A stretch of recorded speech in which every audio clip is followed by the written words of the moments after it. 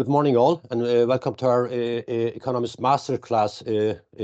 We're hosting this event as Banking and Payments Federation Ireland, and we have been doing this event for the last 5 years. We had a short break due to COVID, but we've been continuing this event since 2018.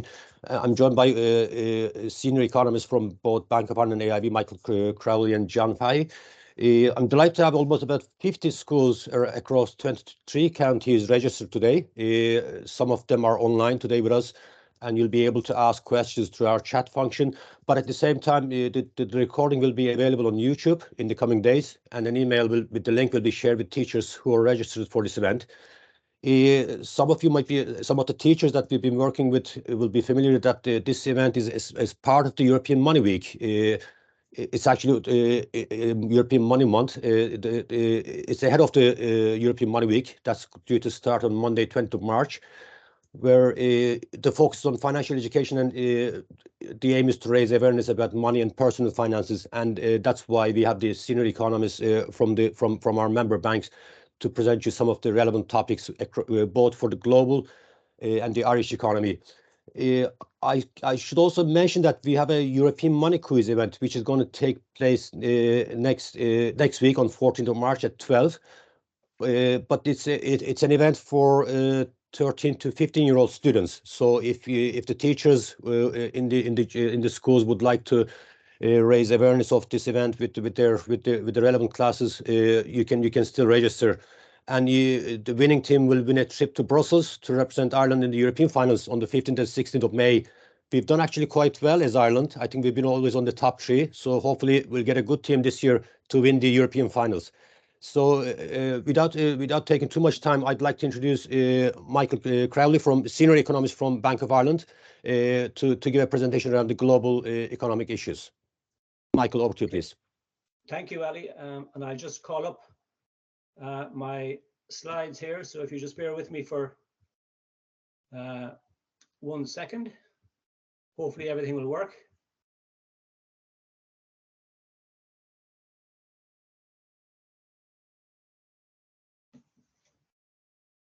Yeah, that's perfect, Michael. Yeah, excellent. Very good. That's a good start. So yes, as Ali said, I'll talk about the global economy, and John will look at the Irish economy. But in terms of the global economy has been hit by a series of crises going back now over the last 15 years, really. So you had the global financial crisis at the end of the 2000s. You had the euro area government debt crisis at the start of the last decade. You had the global pandemic, COVID-19, at the start of this decade. And you have the ongoing war in Ukraine, which began around this time last year. In terms of the global financial crisis and the European government debt crisis, it took quite a while, actually, for economies to recover from those crises. And the crises were accompanied by disinflation or low inflation. And central banks responded by cutting interest rates to very low levels, to zero, and even below zero. But the global pandemic has been quite different in terms of its economic impact, and I'll go through that now. And when I talk about the global economy for this presentation, I look essentially at the euro area, the United States, and the UK economies. But as you can see from this slide, which looks at the year-over-year change in GDP, so gross domestic product, there was a sharp fall in GDP in 2020 as the pandemic hit and governments imposed public health restrictions to slow or stop the spread of COVID-19. And that was accompanied by a very sharp fall in GDP as economies were effectively shut down. And then subsequently, as the governments began to lift public health restrictions, although in a kind of stuttering manner, but nevertheless began to lift public health restrictions, and economies began to reopen, we saw quite a sharp rebound in GDP. And over the last year or so, GDP growth in the three economies has begun to slow down. So you would have expected that, really. GDP growth has slowed down to, if you like, more normal rates of growth. But probably growth has slowed by more than would otherwise have been the case in the absence of what has been one of the main features of the pandemic, which is an increase in inflation. So we've seen a very sharp increase in inflation across all the three economies that we're looking at today, and indeed in terms of the global economy. And the factors that have pushed up inflation are common to all the economies. We saw during the course of 2021, as economies rebounded, an increase in oil prices. We also saw during that period of time an increase in wholesale gas prices. And then, of course, the war in Ukraine, if you like, exacerbated that and led to an even further increase in oil and gas prices. And also we saw, and this was largely due, I think, to the war in Ukraine, we saw a sharp rise also in global food prices. And you may know that Ukraine is an important exporter of food, and as supplies of food, if you like, from Ukraine were disrupted because of the war, that shortfall of supply relative to demand pushed up food prices. So certainly rising food and energy prices have contributed to the very high inflation you can see there in the slide on the left-hand side. Multi-decade high inflation, really. You have to go back a long way to see inflation rates as high as they are now. But it's not just all about oil and gas and food. If you look at the slide on the right-hand side, which excludes food and energy, you'll also see a very notable increase in what we call underlying or core inflation, so inflation excluding energy and food.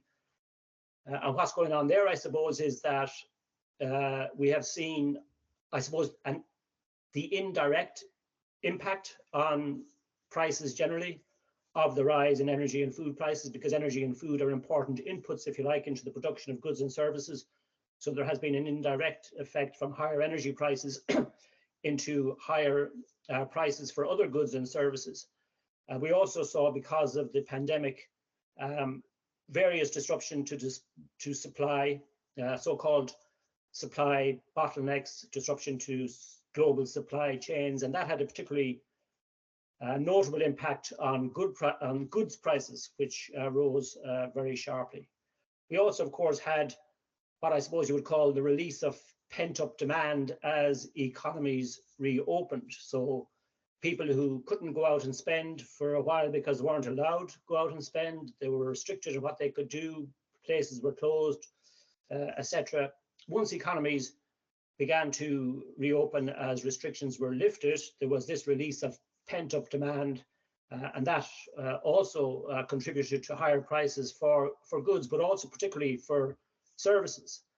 And on top of all that, we have a situation where, unlike during the aftermath of the global financial crisis and the euro area debt crisis, where it took unemployment a very long time to get back to where it was before the start of the global financial crisis in 2008, this time around, unemployment has fallen back very quickly.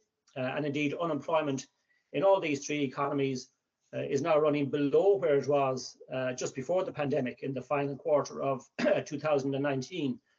So the problem we're facing now is really a question of labour shortages, or a shortage of the supply of labour, and that has fed through into higher wage growth or higher earnings growth, and that in turn has been passed on by businesses to some extent into higher prices, and hence the higher inflation. So I suppose the most notable impact and feature of the pandemic, and obviously the war in Ukraine, has been this very sharp spike in inflation that we have seen, although inflation has begun to come back down a little bit. But notwithstanding the growth in the increase in earnings or wage growth that I mentioned, wage growth is still lagging behind the rise in inflation. So for employees, for example, and this is what I show on this slide here, for employees, for example, even though, as I say, wage inflation has picked up, wage inflation is lagging consumer price inflation. So there has been for employees a fall in their real earnings. So in 2022, for example, in the case of the US and UK, and it's just easy to get data for these two countries, that's why I show these two countries. In terms of the US and the UK, real earnings, so that's earnings adjusted for inflation, fell in 2022. So there has been this notable squeeze on incomes and household incomes. And when you hear about in the media all the talk of the increased cost of living, it really reflects what's going on in terms of inflation on the one hand and wages on the other, inflation outstripping the growth in wages, and that leading to a squeeze on household incomes and this increased cost of living that we hear about all the time. But the squeeze on household incomes and the increased cost of living is certainly weighing on consumer confidence. If you look at measures of consumer confidence across these economies, consumer confidence is well down over the last year or so, almost as low as it was when the pandemic hit first, which did have a very notable impact on confidence. So consumer confidence has taken a hit. And also reflecting this squeeze on household incomes that I mentioned, we've also seen this slowdown in consumer spending growth in real terms, in volume terms. So this is after adjusting for inflation. And again, you would have expected some slowdown in consumer spending after, if you like, things returned to normal when economies had been reopened. But because of because consumers are feeling the pinch from higher inflation, consumer spending in the three economies has slowed down quite notably, and that's important because consumer spending in the three economies is a very significant share of overall GDP. I would say on average you'd be talking of something like consumer spending accounting for maybe 70% or so of GDP. So where, if you like, consumer spending goes, GDP growth would tend to follow. And we have seen the significant slowdown in consumer spending, and that leading to a slowdown in overall GDP growth.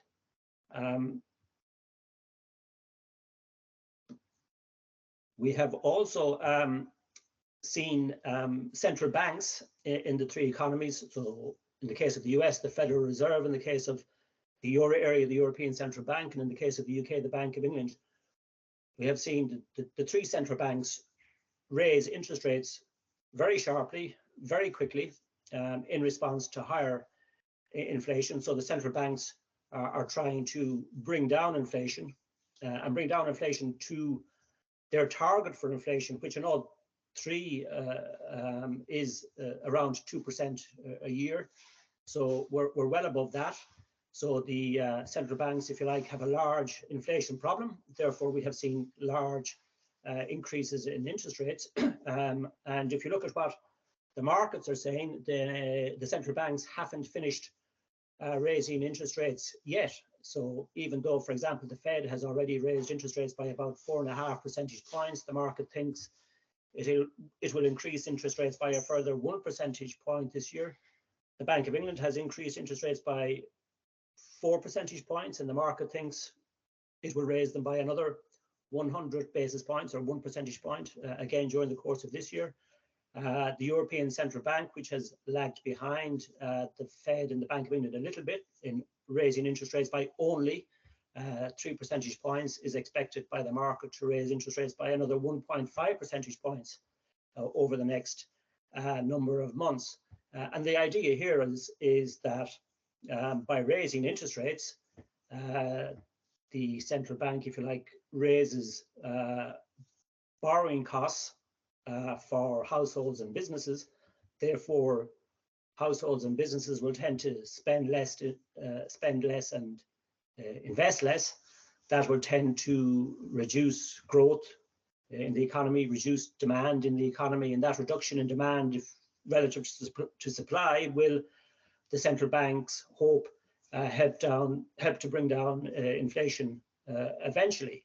Although the banks do recognise that it will be a relatively slow process and will take probably a couple more years, or maybe a little bit longer even, for inflation to come down to the kind of levels they would like to see it at.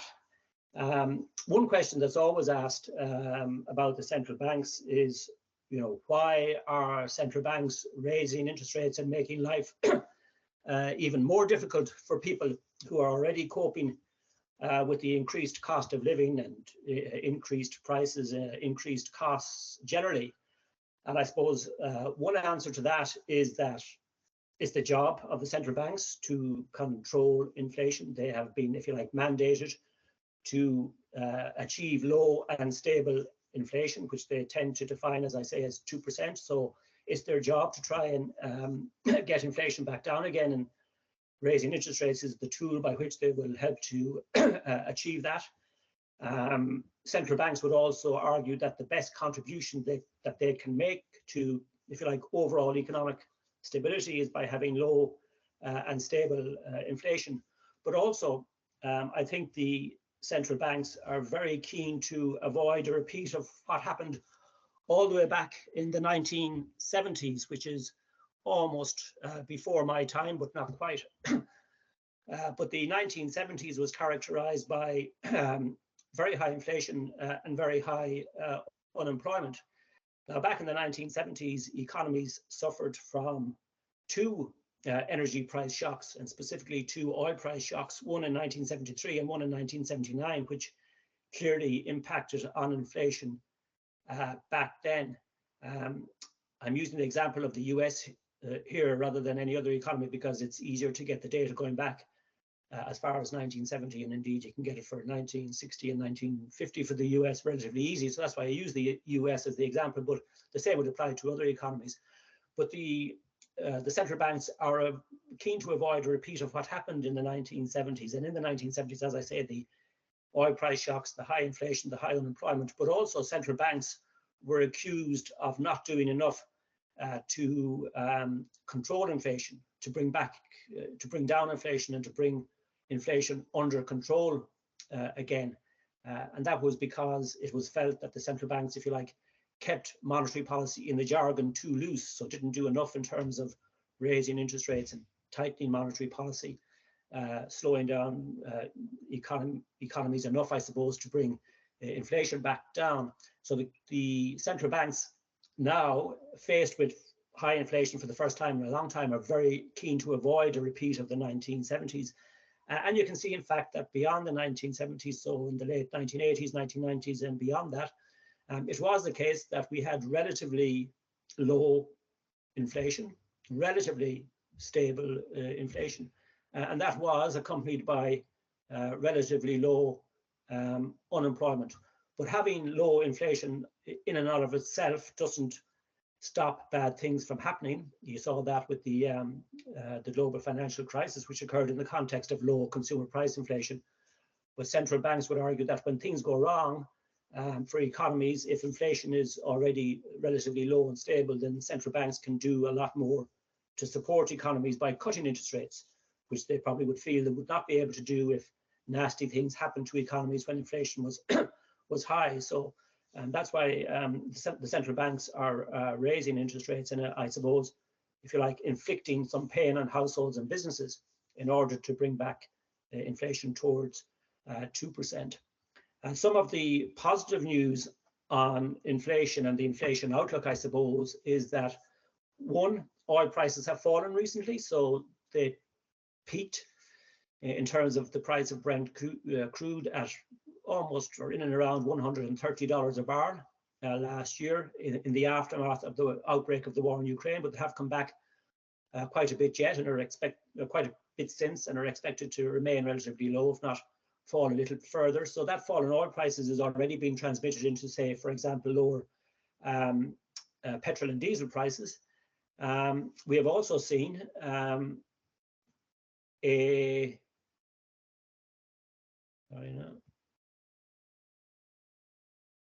we've also seen a fall in wholesale gas prices, a very notable fall in wholesale prices. They began to rise even before the war in Ukraine broke out, rose further because of the war in Ukraine.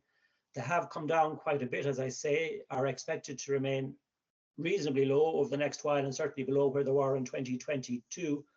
Part of the reason for the decline in wholesale gas prices is to do with the fact that European countries in particular have managed to conserve energy, reduce their consumption of gas, which has helped on the demand side. They have also sourced they've also been able to tap alternative sources of gas rather than relying completely on Russia. So that has also helped. We also had a mild winter this year, which again was favorable in terms of demand relative to supply and helped to lower gas prices. And as I say, they're expected to remain low. So with oil and gas prices having come down, that should begin to feed through into lower energy bills for households. It will take a little bit of time for that fall in wholesale gas prices to feed through into households, but if this fall is sustained, it will eventually lead into lower household energy bills, which would be Michael, good news. 2 minutes, and all please. of that, as I say, will help to lower inflation.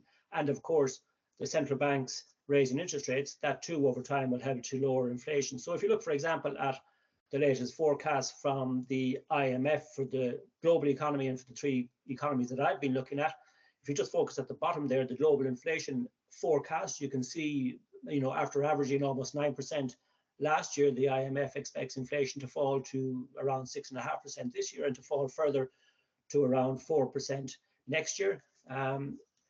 So that would be good news. And it would also help, if you like, to ease, as I say, the burden on households, probably boost consumer spending a little bit, and also help to support GDP growth. So if you look at the forecast for global GDP growth from the IMF, after a slowdown this year to around just under 3% from 3.5% last year, global growth is expected to pick up a little bit in 2024, but not by an awful lot, it has to be said, and that growth of 3.1% in 2024 would still be below the historical average rate of growth of the global economy, reflecting the fact that central banks are raising interest rates, and that's going to keep, if you like, a lid on growth for a while longer. But looking at the individual economies, you can also see, by and large, in the case certainly of the euro area and the UK, some recovery in GDP growth in 2024 relative to 2023, helped by some fall in inflation in those economies.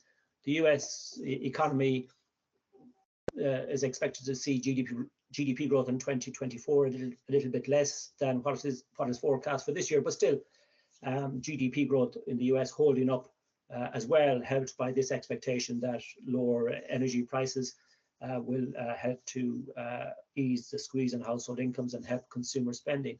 So that's the forecast for the global economy and those individual economies. It is only a forecast though, so things could go wrong. Some of the risks to the forecast would obviously be the war in Ukraine, what might happen to energy prices over the next while, rather than remaining relatively low as the futures market expects. They could rise again. That would be bad news for inflation and bad news for growth. The central bank interest rate increases might have a greater impact on economic growth than is allowed for in forecasts. So economic growth could be weaker than projected here by the IMF. So that's another risk. So as I say, these are only forecasts. They are subject to risk, but nevertheless, if we do have that, if the fall in energy prices in particular is sustained, I think it would be good news for the global economy and for the individual economies there going forward. So I've probably gone on a little bit too long and a little bit longer than I was probably allowed by Ali. So apologies for that. Sorry, not at all, Michael. I think we'll get some interesting questions, because I think for the students who are attending and the teachers, it's an interesting environment where we start talking about real income growth rather than just income growth in the context of inflation. So we'll see. We might get questions on that. So what I'll do is I'll hand over to John Fahy now, and I'll get the slides for you, John. Thanks very much, Ali. Good morning, everyone. So Michael there provided a good backdrop of the global economy, and that's what you always have to look at first before you talk about the Irish economy, because in terms of the Irish economy, it's a very open economy. You know, exports actually constitute more than our GDP. They're over 150% of GDP. So we're very sensitive and vulnerable to what happens in the global context. But you can see here from the first slide, one thing that we always apply as economists is something we learn in the very early days of our economic studies around, you know, what makes up GDP. It's consumption plus investment plus government spending plus exports minus imports. So, you know, we still apply those principles when we look at what's happening in the Irish economy. And in the Irish economy, unfortunately, GDP is not a very good measure as to what's happening in underlying growth. And you can see that from some of the growth rates here. So what we did see overall, and Michael referenced it there from a global economy perspective, was a sharp rebound in growth once the restrictions were eased on the back of pandemic. And we saw that even more sharper in the Irish economy. In GDP, it nearly grew by 14% in 2021. And when you strip out some of the distortions caused by GDP, caused by exports, which is mainly due to multinational activity, especially in the pharmaceutical sector. So when you strip out some of that, and the CSO started to produce a measure a number of years back because of the distortions to GDP, and it's called modified final domestic demand. So when you look at the true underlying growth rate of the economy in 2021, we saw growth of 6%. And now, just last week, we had updated figures for 2022, and that showed GDP at 12% for last year, and modified final domestic demand up 8%, 8.2% to be exact. So it shows very strong growth over the full year for the economy, both in GDP terms, but also from a domestic economy perspective. And you can see one of the charts there is on consumer spending. And you can track there the impact of COVID and the restrictions had on spending, and then the sharp rebound from that. So, you know, spending has settled back down from those double-digit growth rates. And Michael referenced, you know, that release of pent-up demand that we've seen, but it still grew very strong last year. So just pure consumer spending in the economy was up 6.6%, and that included very strong growth, or very strong spending on services, which was up 11.5%. And the other key measure in the economy within that equation is obviously investment. And we've seen continued robust growth in investment, up 20%, especially in relation to business investment. And that also includes, you know, a strong contribution from the construction side of the economy. So that's the backdrop. So if we move ahead to the next slide and just look at some of the other kind of facets when we're trying to get a handle of what's happening in the economy. So as I said, GDP is a pretty useless measure when looking at the Irish economy. So we do have some breakout of those GDP numbers that are helpful. But the other thing we also look at is what's happening in the labour market. And you can see from a labour market perspective, very strong employment growth. In fact, the Irish economy is one of the few economies and was one of the first economies to get back to the level of employment it was before the pandemic hit. But now, as of the end of last year, there's actually 220,000 more jobs in the Irish economy compared to before the pandemic. So not only has the economy recovered overall in aggregate terms, the level of employment, it's also added more jobs than before the pandemic hit. So that's a very encouraging picture from a labour market perspective. And you can see that employment growth then reflected in the unemployment rate there, where that's fallen to near record low levels, close to 4%, roughly around 4.3% at the moment. And that's driven by that strong growth in employment. Other key thing when you look at the Irish economy, and Michael referenced it, it was really one of the determining and defining factors of last year from a global perspective, is inflation.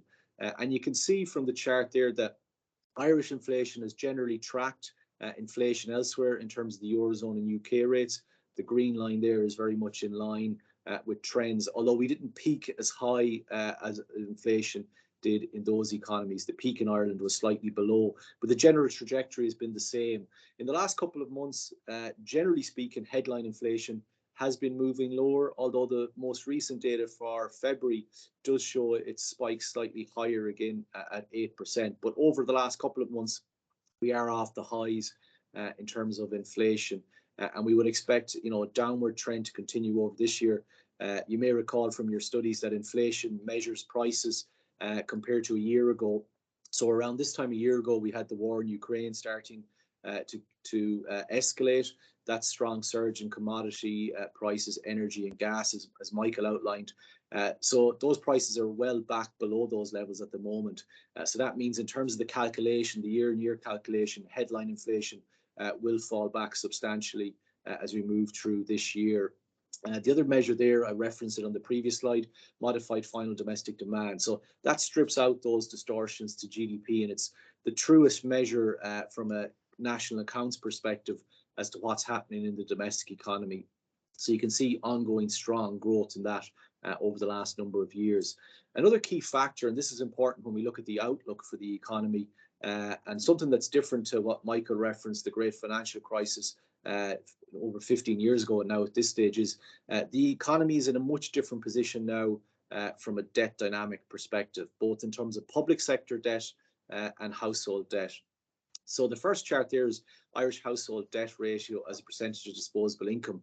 And you can see back in 2010, 2011, 2012 period, that was over 200%. So that was reflective of the fact that there was a lot of debt that households were carrying as a percentage of their income. Over the last number of years, you can see what we term deleveraging has happened in the Irish economy. This is households have been paying down debt, but also the fact that disposable income levels have been rising in the economy.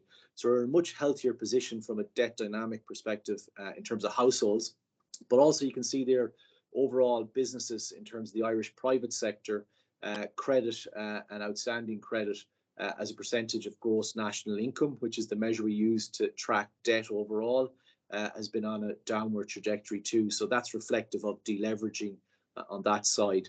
And also then in terms of government finances, back 10 to 15 years ago, that great financial crisis that we had, the issue there was government finances were in a much more strained position, and that's why we had to seek external help. Now the finances are much healthier. The budget surplus, the budget went back into surplus last year, unexpectedly earlier than expected. You can see there are 2 years of deficits in 2020 and 2021, and that's because the government was obviously providing extensive fiscal supports to the economy and to different sectors and individuals to help deal with the pandemic. And our overall government debt ratios have been on a generally declining trend, and we expect that to continue over the next number of years. So when we look at the economy too, we also look at survey data. And on the next slide here, you can see what's known as the PMIs. And these are the purchasing manager indices. So these are what we call high frequency indicators. They're carried out on a monthly basis, and they track activity in the manufacturing and services sectors. And the way these indices work is if the index is above 50, it signifies expansion in the sector. So you can see from a manufacturing and services perspective, we have seen slower growth indicated from these surveys over the last number of while, similar to in terms of the construction PMI and also consumer confidence levels. If you think a lot of the news at the moment is negative, so consumer confidence has fallen back and people are a bit more pessimistic on the economic outlook. And at the same time, we're starting to see some of the spending areas, retail sales, when you strip out cars, so core retail sales has been a little bit weaker over the last while. So looking at that survey data, because the problem with quarterly national accounts, which include GDP and domestic demand, they get released a quarter after the event. So they basically tell you what happened. So as economists, we tend to look at survey data to get a more timelier handle of what's happening in the economy, or some monthly data such as retail sales and unemployment rates. So what the survey data is telling us at the moment, similar to what Michael was outlining for some of the key advanced economies, is we should see a slower growth in the Irish economy this year. And on the next slide then, we just look at a little bit more detail in terms of, you know, what to expect on that. Ali, I think you've skipped ahead a few slides there. Slide 6. And the next slide after that. One slide back there, I think. I think it's slide 6, Ali. Get back to that now. You want to go forward or back? Forward 2 slides to bring you to slide 6 there. One more. Okay, it keeps skipping ahead there, does it? I think so, yeah. Yeah, well, that's okay. We can leave it on this one, the house price slide. So one of the most topical areas for the Irish economy is obviously what's happening in the housing market. And, you know, the defining characteristics of the housing market is one of the other things you learn on your early days in your economic studies. It's an analysis of supply and demand. And in short, from a housing market perspective, residential sector for Ireland, we need to build at a minimum 30,000 units per annum. It's probably closer to 35, but at a minimum, based on demographic demand, we need to build at least 30,000 units per annum.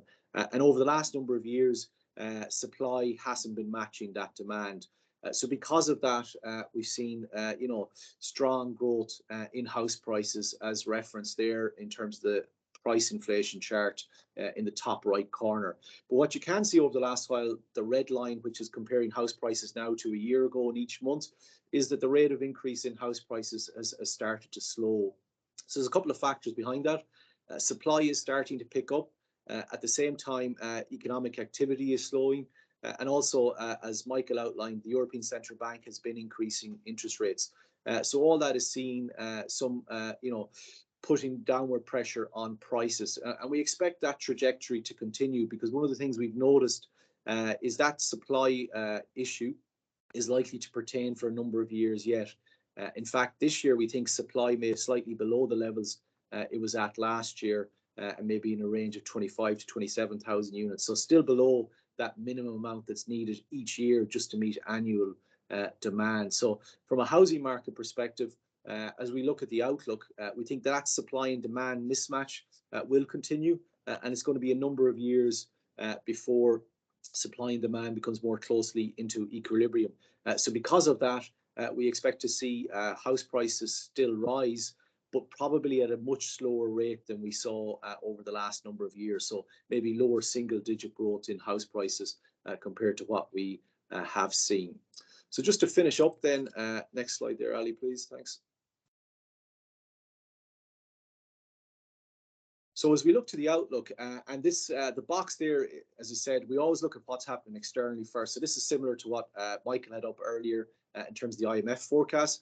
So from an Irish economy perspective, there are mounting headwinds and capacity constraints, but we still expect very solid growth in the Irish economy this year. We know from the IGA that foreign direct investment, the pipeline for the first half of the year is strong. So that's important for the export side of the economy. We also know that the government, in terms of the last budget, will continue to spend in the economy. So fiscal policy remains supportive of growth. I mentioned earlier the fact that the economy has much lower debt levels now. There's lower private sector debt. And as a result of COVID and the pandemic, there's also been a large buildup of private sector deposits. So all those things combined should help support spending in the economy.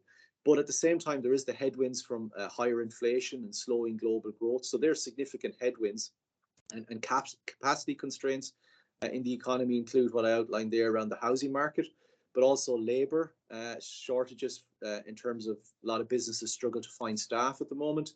And then infrastructure around the energy, electricity, water are issues too that will impede growth. But generally speaking, if you look at the range of forecasts out there for growth, they're in a region of 3 to 5% for this year for growth in the economy.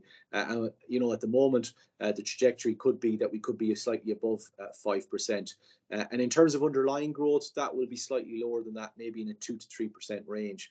But they're still very encouraging growth rates when you compare it to what's happening in the key advanced economies.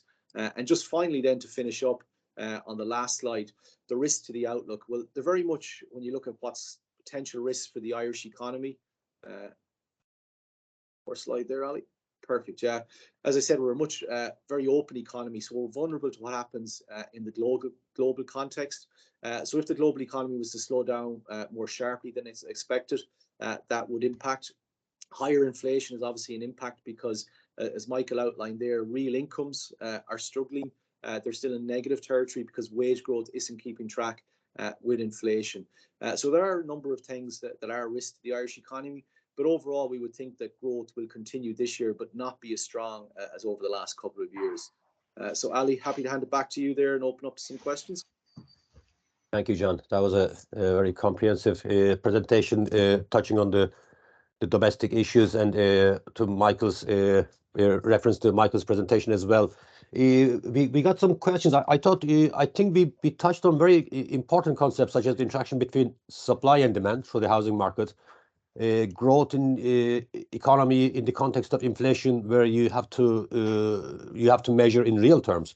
So I think I think these would be relevant for the audience in terms of their understanding of the economy.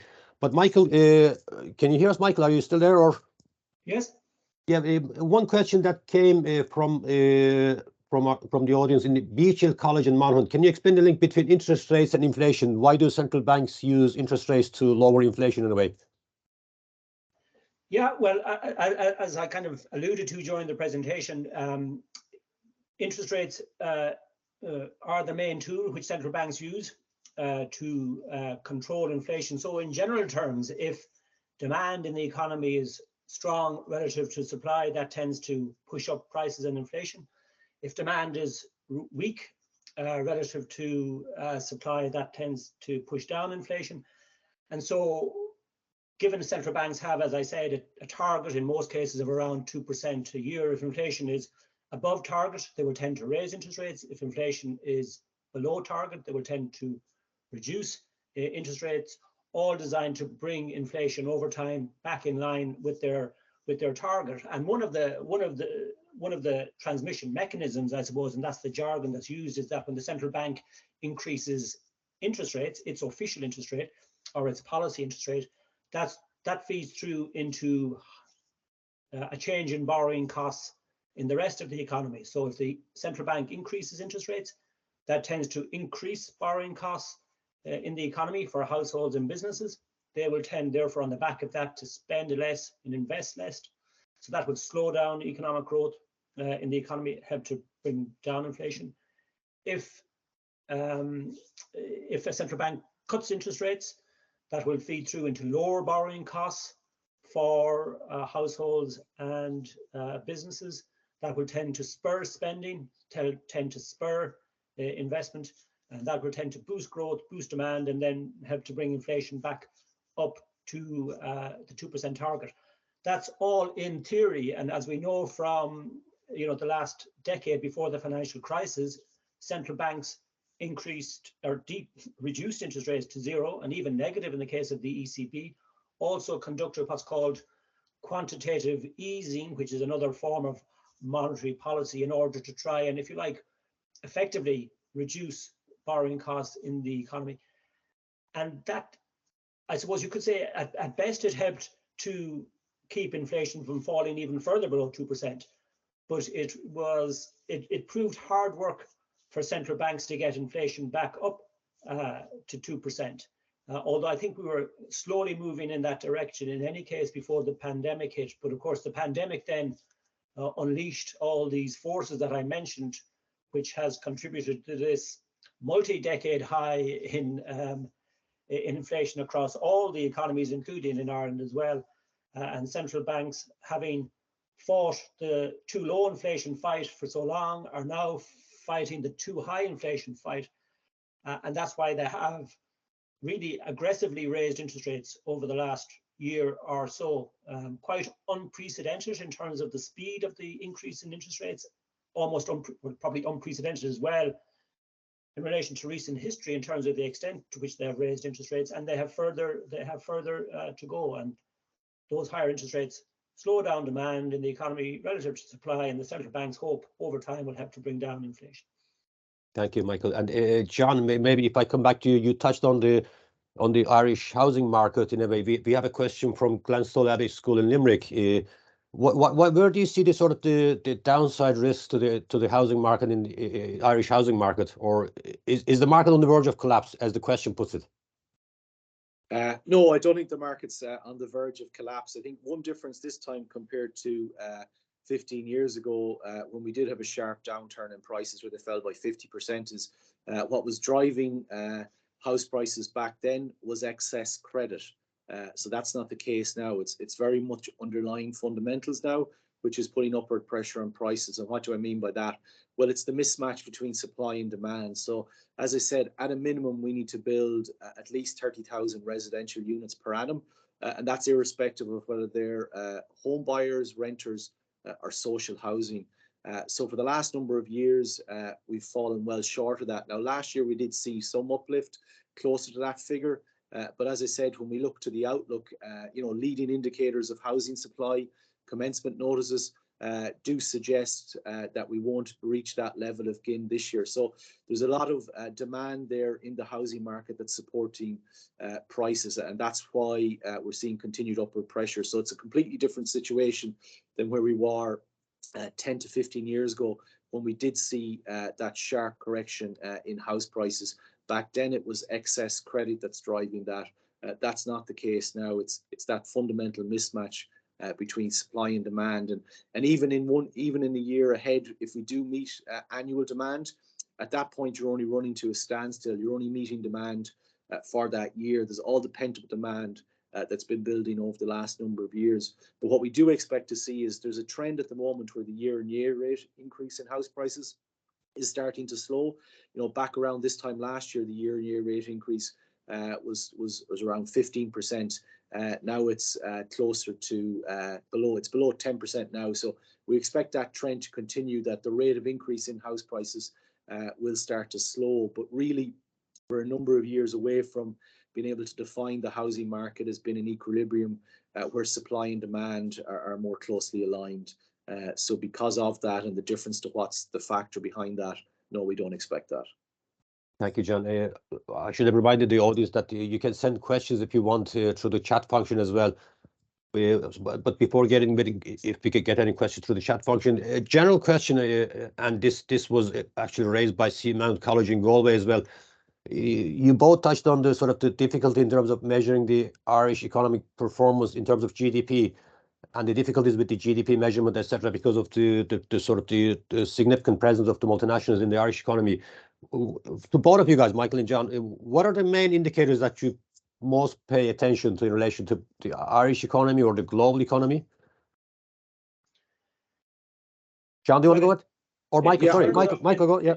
When I'm looking at the global economy and the individual economies, the US, the Euro area, and the UK, I suppose we can look at GDP for those economies, and we can take the GDP numbers for those economies at face value.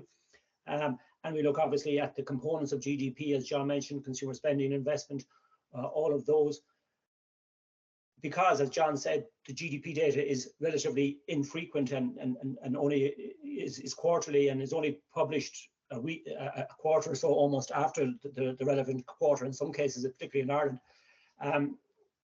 We have to look at some other indicators which give you an indication of what might be happening to GDP. So John mentioned the Purchasing Managers Indices for Ireland. They're also available for all the other economies, which I would look at very closely. I would look at measures of consumer confidence closely, measures of business confidence very closely. Then other kind of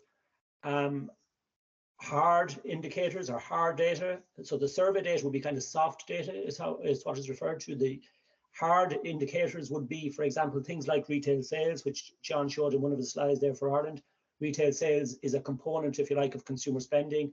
It tends to be published relatively frequently on a monthly basis, so you can track what's happening to that and see what that might mean for consumer spending as part of overall GDP. In terms of inflation, you look at obviously actual inflation numbers as they come out, and some of the factors that feed into inflation, like the oil prices, like the energy prices. Also, there are available measures of what are called upstream inflation, things like output prices in manufacturing, which in turn can have some kind of bearing on what happens to consumer price inflation. So there really are a whole host of indicators that we would look at to try and get a handle on what's happening to economies. And John's slides showed an awful lot of them, and they're kind of pretty common to all the economies, it has to be said. But there's a wealth of data out there that has to be mined and analyzed to try and get a handle on what's happening to economies and how they're performing. Thank you, Michael. John, anything to add there? As Michael so said, you use multiple indicators, yeah. Yeah, so from an Irish economy context, I suppose employment, actual jobs growth on a quarterly basis, we get data on that. That's always very helpful. I mentioned there that modified final domestic demand measure that's produced quarterly too, but aside from the quarterly national accounts data, which is that GDP and modified final domestic demand, I think the quarterly release of employment numbers gives you a good steer of what's happening in the economy. And something else we'd look at too would be tax revenues, income tax receipts and VAT, because the income tax, what you're looking there to see is it continuing to grow on a year-on-year basis. So that's reflective then of ongoing jobs growth in the economy, but also maybe wage growth. And then VAT would reflect, Michael referenced their retail sales, and the VAT would be another example of spending activity in the economy, because obviously it's a tax on spending. So there'd be other areas we'd look at to try. So there is a vast array of measures, and really you have to kind of take them all together and before you can decide on what's the right trajectory of the current backdrop, especially in the case of the Irish economy. Thank you, John. We're nearly coming towards the end of our time. And again, I'd like to thank both Michael and John for their time to present today. It was a very comprehensive review of the relevant economic developments at a global and an Irish context. And I think we were able to link the global developments to the Irish economy as well. Again, thank you very much for your time. And thanks to the audience for attending. And as I said at the beginning, the recording will be available. And I think the registered teachers will get the link to the recording after the event. Thank you all. Bye-bye. Thank you.